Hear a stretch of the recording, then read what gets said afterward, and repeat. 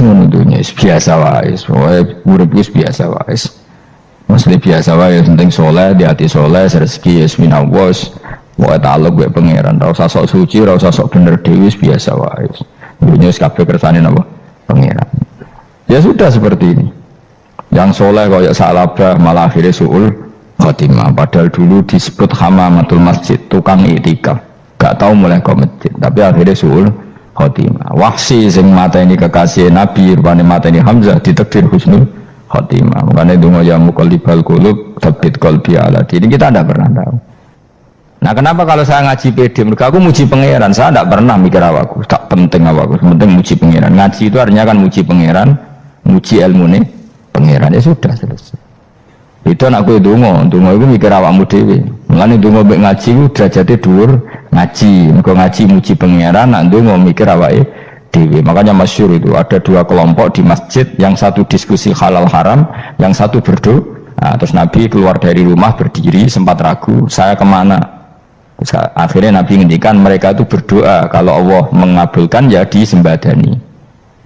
Tapi mereka belajar halal haram. Itu perintahnya Allah, saya sebagai Nabi.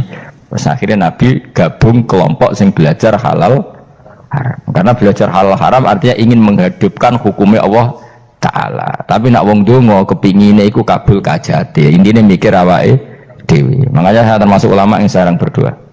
Tapi ya berdoa, tapi kadang-kadang. Nah, aku kan gak kontribusi ning agama rapati ya dongo. Oh, dasar murahan. Ya tapi piye mulang ya ora payu. Jadi kadang-kadang kula dibantah. Lah jenengan mulangi payu Gus. Lah kula ora payu, donga-donga ngono. Ya tapi aku ngerti pangeran ra bakal nyembadani barno ra Gus. Pangeran yo paling sedikit isi dik ngono cukup. Kula termasuk orang yang enggak setuju ya kalau orang sholawatan terus berlebihan tapi khidmah ini Nabi kurang. Maksudnya gini loh, sholawatan berlebihan ya. Redaksi sholawat tentang Nabi itu kecil. Bukan sholawat jumlahnya enggak, redaksi tentang Nabi itu kecil, sementara tentang keinginannya itu saya tidak suka. Saya suka sholawatan itu ya yang nyifati Nabi banyak, kemudian keinginannya kecil, itu bagus. Kayak Ihya itu, kayak Ihya Abdul Hasan Asadili itu, kalau dongo itu jaluknya mau swidik, paling baris paling terakhir. Misalnya gini, Nahmaduka ya man wa wa la ilaha illa anta ar-rahmanur rahim, itu langsung in sampai nyifati Allah itu 99. Buar ngono nganti berkuras-kuras. Lagi terakhir mau jaluk donga sithik. Nah kowe kan enggak muni muji Allah mau basa-basi tok. Alhamdulillah rabbil alamin wassalatu wassalamu ala Muhammadin. Mau nggo syarat tok. Baru kok Allahumma inna nas'aluka nganti telung lari. Tolong halaman. Tapi pas muji pangeran alhamdulillah rabbil alamin wassalatu wassalamu ala Muhammadin. Baru terus donga njaluk mapan tolak buala. Oh tau aja. Mana jare pangeran? Muji kekasihku swidik dongane kecangkeman.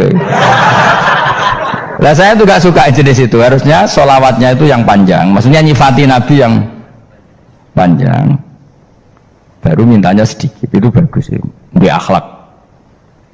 Makanya saya diantara sholawat yang senang itu sholawatnya Habib Ali Al-Habsyi yang arang sing tutur. Kalau beliau baca sholawat itu sholatan yattasilu biha ruhul musolli alaihi bi. Fayam basitu fi qalbi sirru nuri ta'alluqi bi wa hubbi wa yuktabu biha bi inayatillahi ta'ala fi hisbi. Jadi dia baca sholawat itu, ya Allah berikan sholawat kepada kekasihmu Muhammad.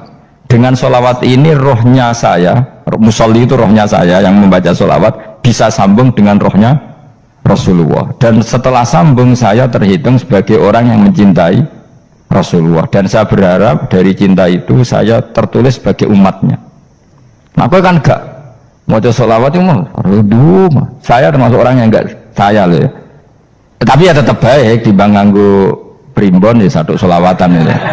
Tapi boleh punya etika lah dengan Rasulullah itu. Kalau dongo nyifati Nabi yang banyak, ya baru keinginan. Kan banyak itu sholawat yang seperti yang saya misalnya di kitabnya Sayyid Muhammad ada. Allahumma sholli ala sayyidina Muhammad nuri kalam alladzi. Wah nyifati Nabi itu sampai panjang lebar baru menceritakan hajatnya. Kalau kamu kan enggak nyifati Nabi basa-basi, mau sidik kan. Malah kadang orang misalnya ala Muhammad. Kok ala Muhammad muni Sayyidina aja disoal. Misalnya terus Dari hitungannya apa? Panjang. Saya termasuk yang enggak setuju karena itu menurut saya kurang etika. Makanya Rasulullah itu kalau berdoa, kalau sudah nyifati Allah, coba tak beri satu contoh saja doanya Nabi. Alhamdulillah hamdan yuwafi ni'amahu wa yukafi'u mazidah ya Rabbana lakal hamdu kama yanbaghi li jalali wajhika 'azimi sultanik la nuhsi thana'an 'alaika anta kama asnaita 'ala nafsik. Itu sudah berapa itu nyifati Nabi? Itu belum doanya tuh. Nah kamu kan enggak Alhamdulillah rabbil alamin Allahumma ya Allah di hajati gremeng itu seramutu kan jangan gak bakat wali nah cara kula iku sisen dulu kula wis sering ngamini dongane wong ngono tapi ning atiku amin maksudnya amin barno mawon Gusti dadi aku amin tapi amin ku barno mawon Gusti wong ora jelas ngono betul. Jadi aku muni amin tapi amin barno maksudnya ya Allah barno amin maksudnya. Jadi karena tadi setahu saya doanya para nabi, para wali itu memang seperti itu. Ya coba itulah doa tadi aja yang saya sebut itu berapa kalimatnya? Apa? Alhamdulillah hamdan yuwafi ni'amahu wa yukafi'u mazidah ya Rabbana lakal hamdu kama yanbaghi li jalali wajhika 'azimi sultanik la nuhsi thana'an 'alaika anta kama asnaita 'ala. Enggak terhitung pujian saya kepada engkau sebanyak engkau memuji pada diri engkau sendiri. Allahumma inni a'udzu biridhoka min sakhatika fi mu'afatika min uqubatika wa bika minka. Allahumma sholli bi haqqi jabarutika wa bi khawfika. Kan panjang sekali doanya wali-wali itu, tapi semuanya mensifati Allah. Bahkan banyak yang kemudian lupa enggak doa. Coba haji ya, doa haji itu coba. Labbaik Allahumma labbaik la syarika lak innal hamda wa ni'mata laka wal mulka la syarika lak wa ni'mat. Itu kan labbaik saya siap melaksanakan perintahmu ya Allah sa'dik. Engkau yang punya pujian, engkau la syarika lak. Itu malah enggak ada, jarang malah ada doanya. Itu kalimatnya talbiyah semua. Allahumma antal azil akram itu sudah seperti itu. Karena tadi al-mu'min yashghaluhu sana 'ala Allah min ayyakuna li nafsihi dzakiran. Mukmin sejati adalah sibuk memuja Allah sampai lupa jatah dirinya sendiri. Nah, kowe kan gak mujine Allah basa-basi, dongane tenanan. Itu jadi makhluk aneh gitu. Jadi hubungan mbek pangeran itu wong aneh. Ya tapi jen ra bakat wali semene iku dadine semene iku. Ya tok ngono kok mari wali kakean malah gak elit. Jadi, tapi saya mohon itu di sholawat itu usahakan jumlah paling enggak jumlah sholawatnya banyak, doanya sedikit. Paling enggak misalnya kamu tidak punya kalimat yang apa baik ya mau sholawat ping 100 itu gak ada salah biar guling-gilingan apa kita menyebut kekasihnya Allah lebih banyak ketimbang kita menyebut hajat kita sendiri ya gitulah. Paling enggak punya etika seperti itu ya. Kalau kamu enggak punya sewot-sewot sing keren, bacalah sholawat berapa 100 terus cerita awam Gusti utang kula kathah. Mungkin ra jawab wis roh ngono sae. Tapi kan kita menyebut kekasihnya sampai 100, nyebut utang bisa. No cowok nyebut kekasih bisa, nyebut utangnya 100. Berarti yen sampeyan ditakoki pangeran, kowe nyebut kekasih wong pira pisan, nyebut utang 100 dasar ra utang ngono ya ada, saya termasuk orang yang nggak setuju tadi. Jadi kalau apa redaksi sholawat cari yang mujinya Nabi lebih apa? Lebih banyak. Karena itu nanti lebih diridhoi Allah Taala. Coba Allah sendiri kalau nyebut nabinya itu hitung saja. Laqad ja'akum rasulun min anfusikum. Jadi rasulun min anfusikum, seorang rasul yang sejenis dengan kamu. Terus azizun, orangnya sangat terhormat. Alaihi ma'anitum, rasul ini siap menanggung apa yang kalian tidak mampu. Kowe ra bakal mlebu swarga baru kaya syafaate Nabi akhirnya mlebu swarga. Kowe ra kelar korban, Nabi tahu mengorbankan kita semua.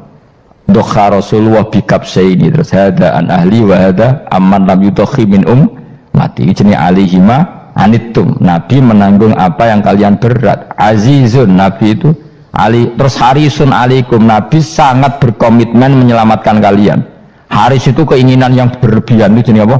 Haris, kiai kuno namanya ngungseng, keinginan yang over. Nabi itu sangat berkeinginan kita ini maslahat.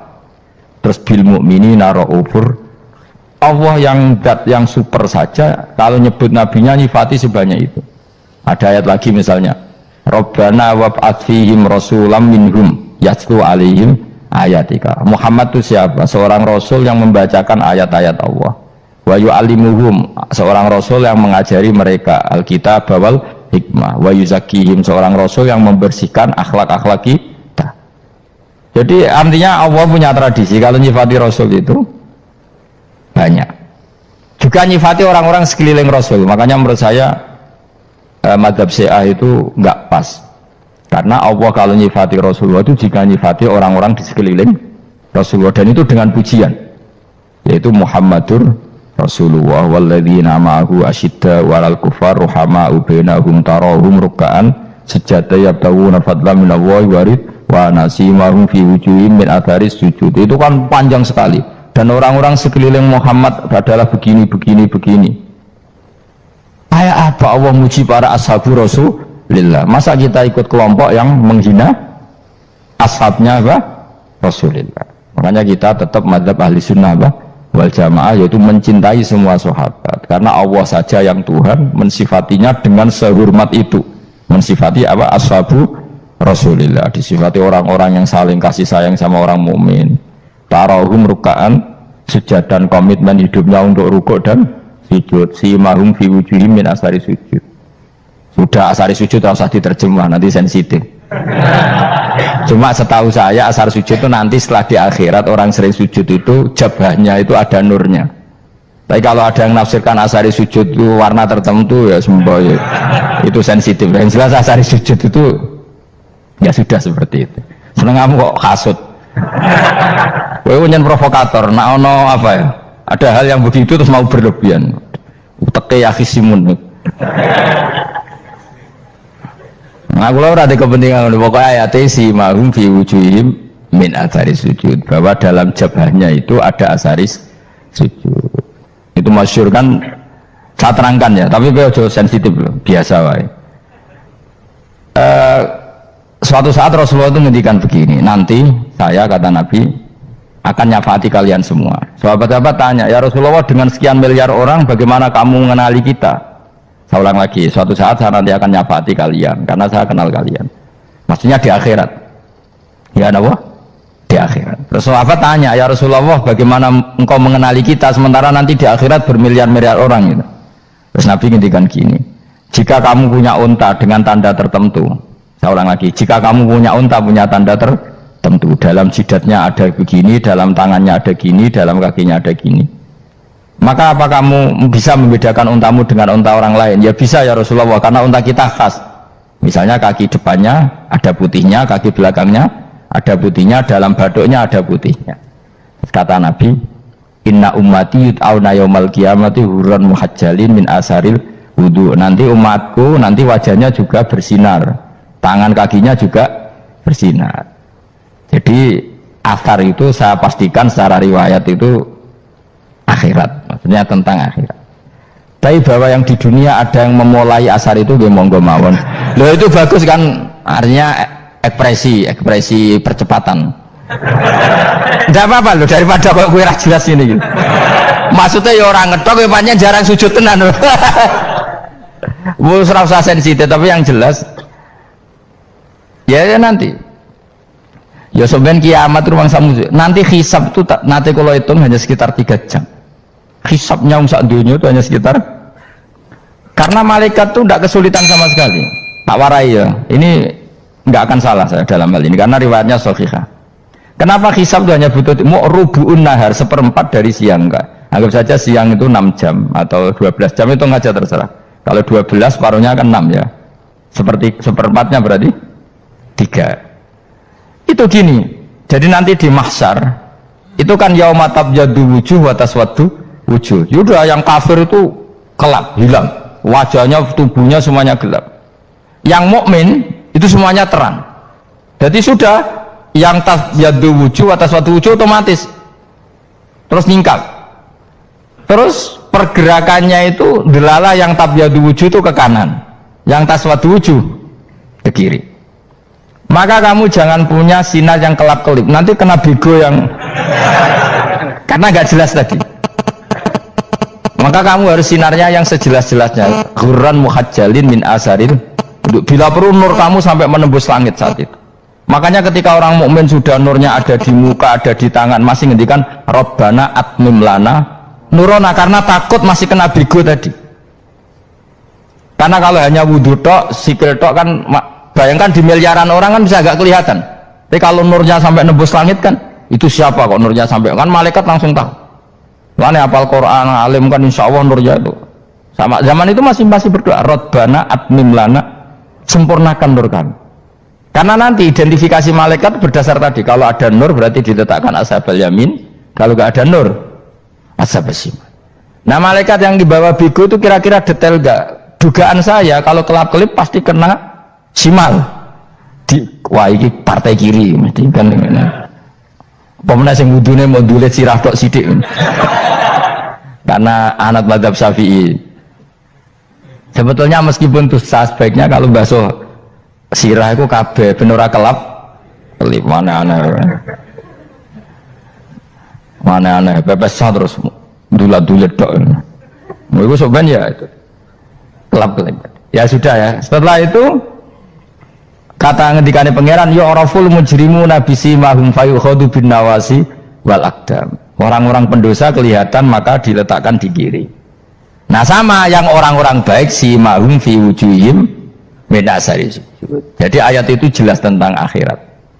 Tapi kira usah terus merovokasi. Seneng kamu kok ya khisimun. Maksudnya provokator. Gitu. Jadi nanti yang mukmin jelas nurnya. Lah nur ini nanti dengan kadar iman kamu, perilaku kamu. Ada yang kelap-kelip, ada yang. Nah yang kelap-kelip ini orang kena bigo itu tadi. Nanti setelah kena bigo ikut ashabis simal, yang kelap-kelip disortir lagi malaikat yang bagian detail kan ada nanti. Nah ini terus ditubir neraka, yang kafir bener-bener neraka, yang ini ditubir neraka. Nah, itu nanti ini yang ngel-ngelok kanjeng Nabi digoleki ya ini itu. Mana sakit kanjeng Nabi, mana ono kiai soleh darani, nah iso soleh dewe sakit Nabi, mereka terus goleki endi umatku sing kelap-kelip terus dicari disafaati. Ya imma langsung dituruti Allah, wa imma diubasik neraka. Ya terserah rencanamu piye kon aku kowe. Tapi yang jelas apa?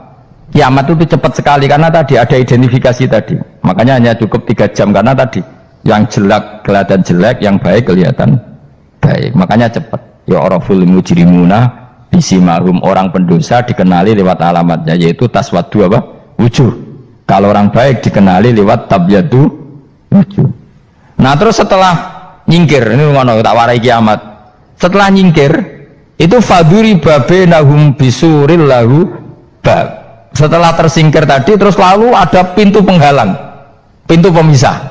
Nah pintu pemisah tadi yang sisi kanan langsung jadi surga, yang sisi kiri jadi neraka. Itu disebut faduri babenahum bisuril lahu bab batinu fi rahmatu wa dhahiruhu min kibalil adab. Yang pintu arah kanan otomatis wilayah surga, yang pintu kiri otomatis wilayah neraka. Nah problemnya ketika penutupan pintu itu dah yang kelap-kelip itu katut kemana ini yang makanya kamu jangan malok partai yang apa kelap-kelip yang nggak jelas itu koalisi kemana ya?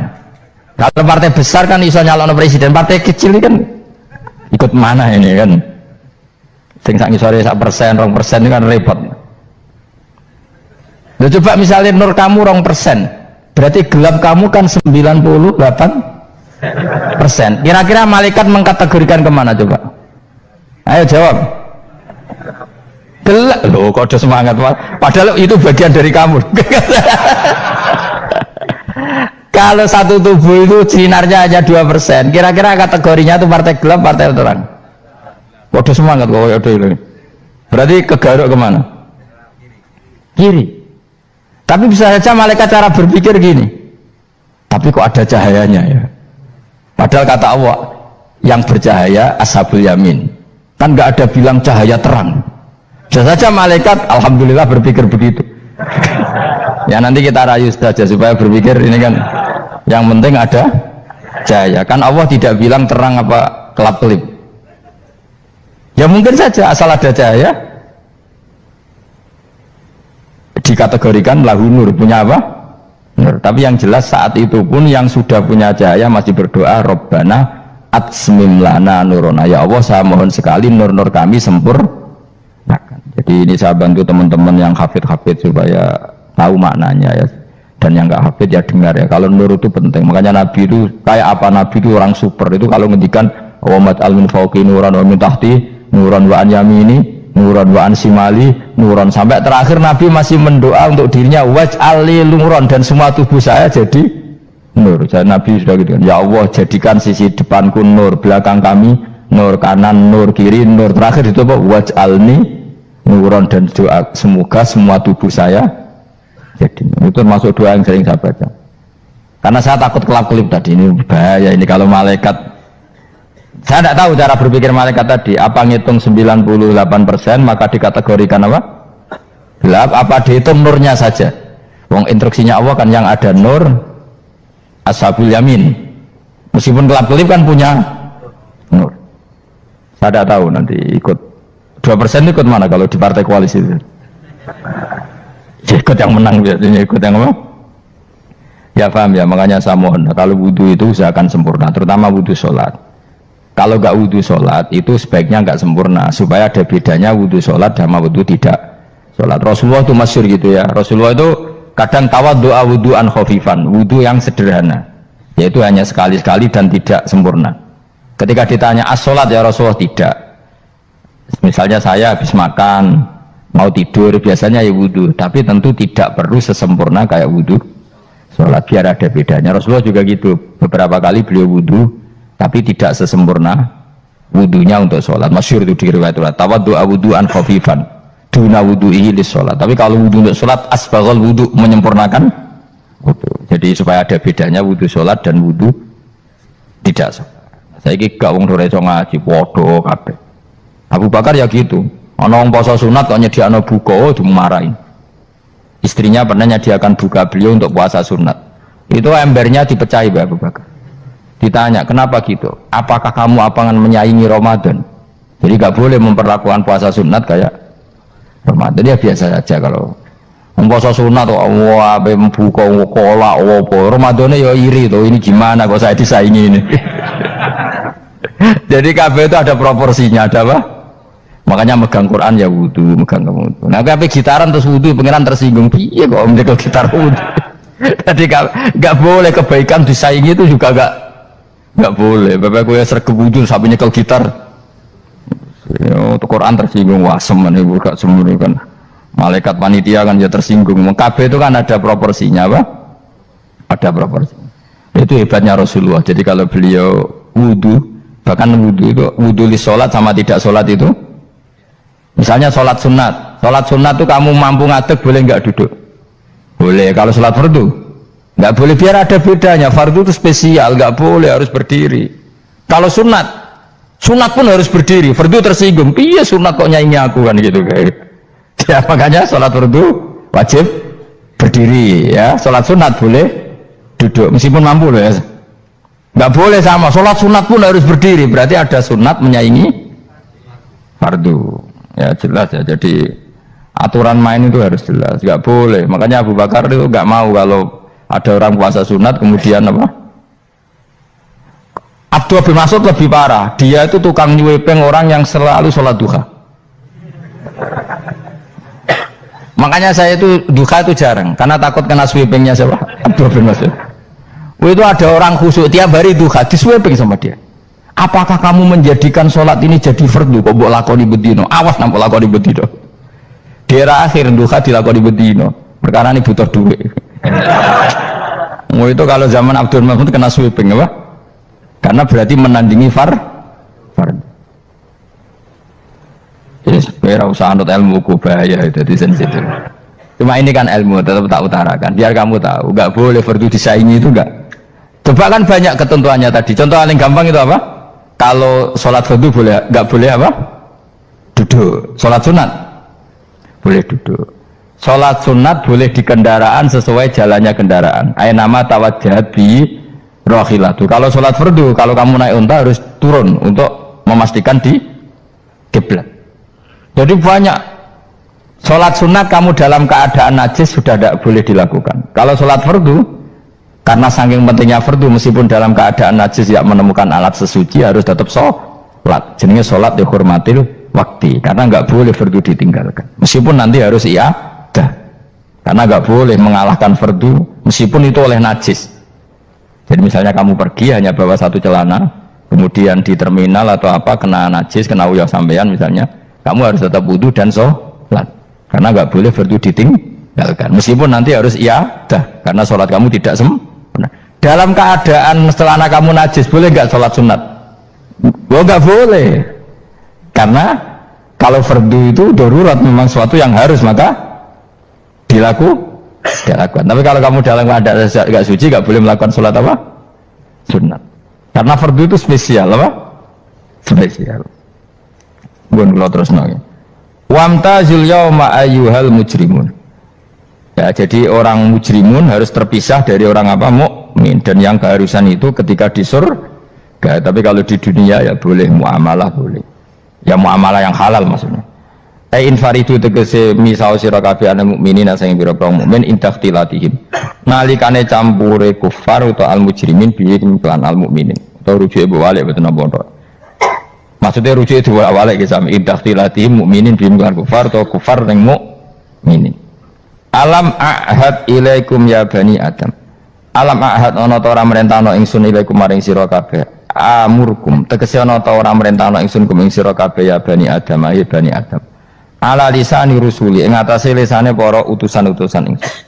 Bukankah saya telah merintahkan kamu wahai Bani Adam Allah ta'budu setan. Yen ora menghamba sira kabeh asetan ing setan. Ngendikane pangeran kowe ijek kanut setan cek nemen nih. Bukankah sudah saya perintahkan kamu tidak boleh diperbudak napa setan. Maknane la tutiu tegese aja taat sira kabeh ing setan. Inna sak temene setan laku maring sira kabeh aduun musuh mubinun kang jelas. Bayinul adawati banget musuhane. Lah wong setan musuhmu kok malah mbok nut bocah kok sarap ngono. Karwan musuh kok di nut. Anut ya pangeran mergo Allah wali fid dunya wal akhirah.